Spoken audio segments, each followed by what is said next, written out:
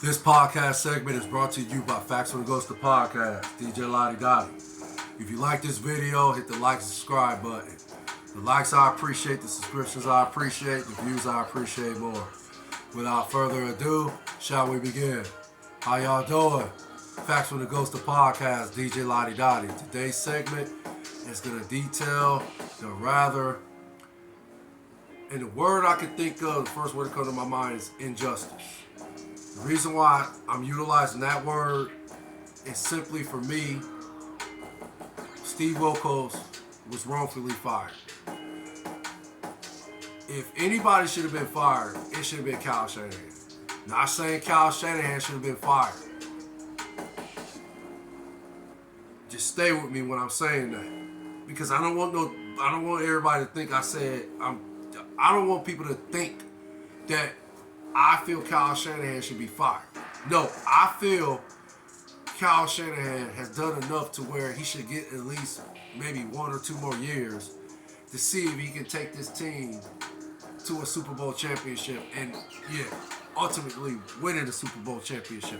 I think he should get 1 or 2 more years as a head coach to see if he can make that happen, if that makes sense. But if anybody was going to get fired, it should have been Kyle Shanahan.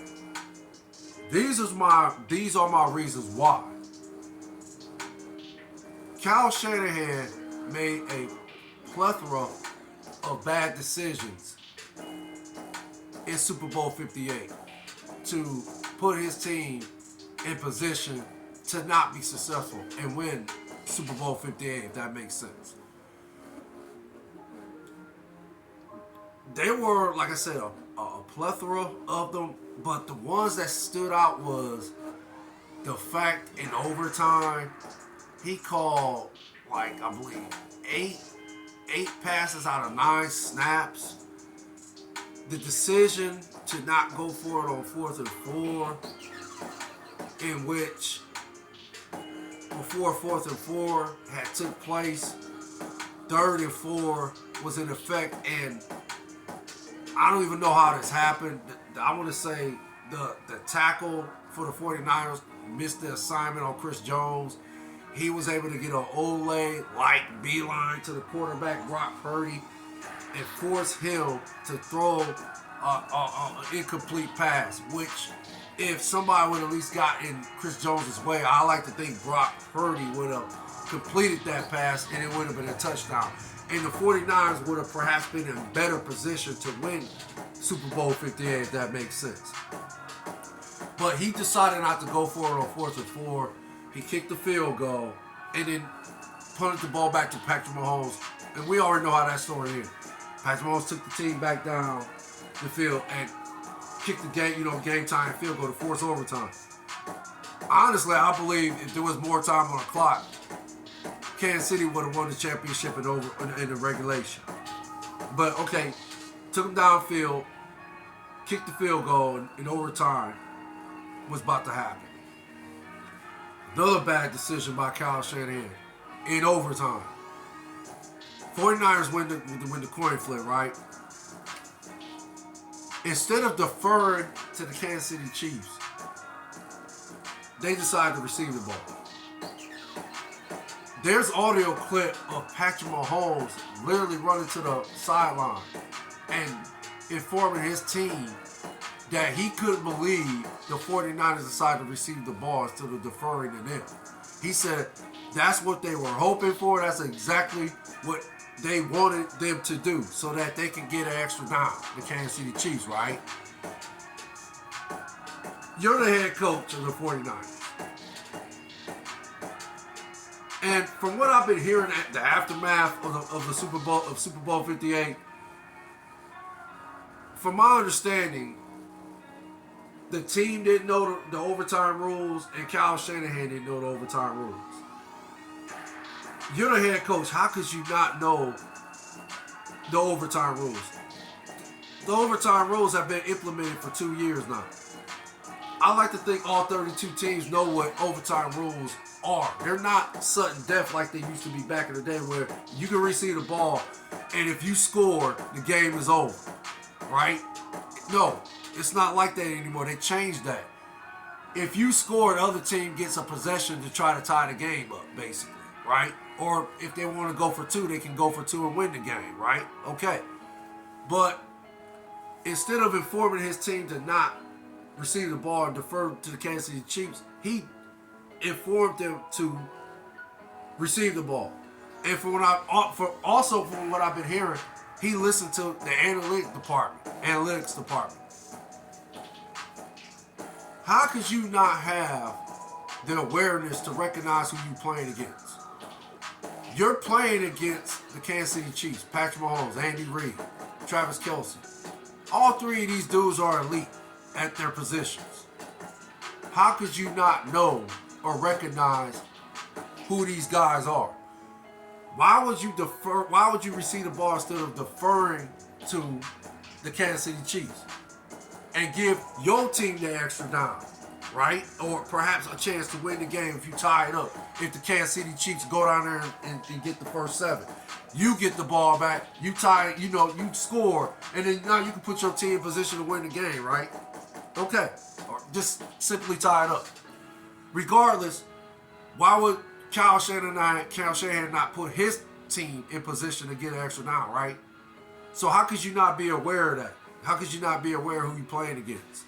You play against the best quarterback in the game, the best head coach in the game, the best tight end in the game, and Travis Kelce, Andy Reid, Patrick Mahomes. How could you not be aware of that, right, as a head coach? How could Kyle Shanahan not be aware of that? Okay, fine. Again, analytics, in my opinion, it's just a bunch of guys who's never played football before. And they see this is their ticket as far as in how they can be a part of, the NFL. How they can live out their dream, if that makes sense. To, crunch numbers and come up with these rather illusions of intelligence, if that makes sense. Because, in my opinion, analytics is useless in sports. Strictly my opinion. I go off the eye test. That's why I say that. I'm going off what's happening in the moment. What is my eyes telling me? Or I'm looking down my, each member of my team, and I'm looking them in the eye, and I'm trying to see which one has that desire, that motivation to want to win, and which ones don't have it. I don't need analytics to tell me that. I'm going to see it in their eyes, and I'm going to make a decision from there. Or I don't need analytics to tell me there's Patrick Mahomes on the other side of the field. He's the best quarterback in the game. Andy Reid is the coach. He's the best head coach in the game. Travis Kelce, best tight end in the game. I don't need analytics to tell me that. So, okay, fine. That's why I feel analytics is useless in sports. Strictly my opinion. I ain't going to get into it all like that. I've done numerous podcasts on how I feel about analytics. So I'm not going to get into that. But, again, the mistakes Kyle Shanahan made in Super Bowl 58, it just was obvious. And it just comes off like either he's egotistic like that, or he just, naive to how to draw up schematics, or, coach the X's and O's to the highest level in order to put his team in position to win these Super Bowl championships. And he has a track record of blowing leads. The one that's noticeable to me is against the New England Patriots years ago, where Kyle Shanahan was the offensive coordinator. He wasn't the head coach, but he was the offensive coordinator. Atlanta Falcons had a 25-point lead. Okay, the Patriots go on a run, miraculous run in the second half. And still, even though they went on that run, Kyle Shanahan and Atlanta Falcons was up 7 points. Matt Ryan throws a strike to Julio Jones. He makes a miraculous catch on the 20-yard line, right? Okay. Now you're in position to kick a field goal and really put your team in position to win the Super Bowl. Get your team a comfortable lead. Which, kick the ball to the Patriots, they got to score not once but twice.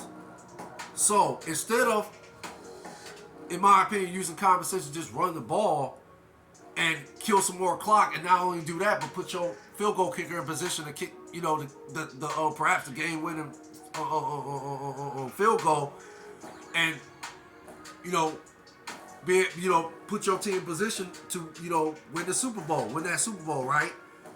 Instead of doing that, he called a pass play in which it was a disaster. It ended up being a sack, and they lost yardage. And then they lost more yardage on the following 2 plays of the drive. So now they're out of field goal range. They end up having to punt the ball. And of course, we know the story how that ended. Tom Brady takes the team downfield, gets the game tying touchdown. Then they get the ball in overtime. At that time, it was sudden death, I believe. So they get the ball in overtime, and then, okay, the rest is history. Tom Brady, at that time, won his 6th Super Bowl ring and all that. Bill Belichick, and, the rest of the game. Tom Brady got his 6th Super Bowl ring. And, the rest of the game, they won that year's Super Bowl. Okay. That's one mark on his track record, which to me, that's like the obvious one. This year he had a 10-point lead, right? This year's Super Bowl, 10-point lead. Lost that lead. So now this guy got 2 strikes against him.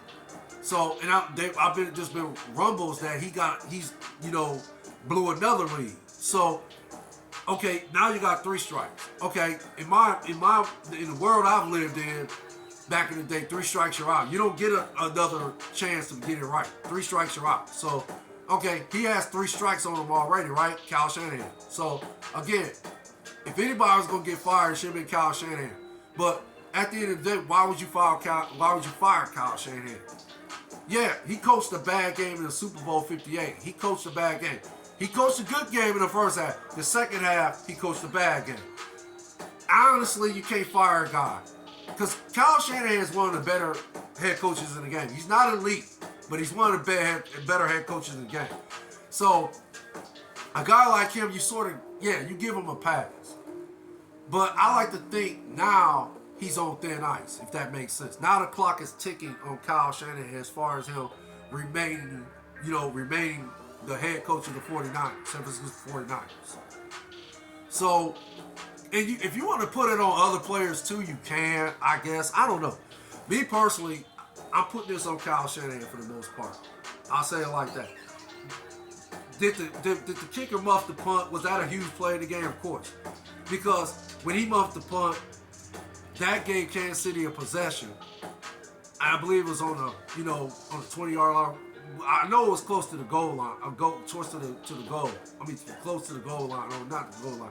It was close enough for them to score. I'll say it like that. I'm not sure if he muffed the punt and it was on the 20 and that's where the Kansas City Chiefs recovered it, or I just know they were in position to get an easy touchdown. I'll say it like that. And Kansas City scored off the possession. And they were able to go up 13-10 in the third quarter. So, that was a big play in the game. And you could put that on the punter. You could say, oh well, what about him, muffing the punt? Kyle Shanahan ain't got no control over that. Yeah, that's true.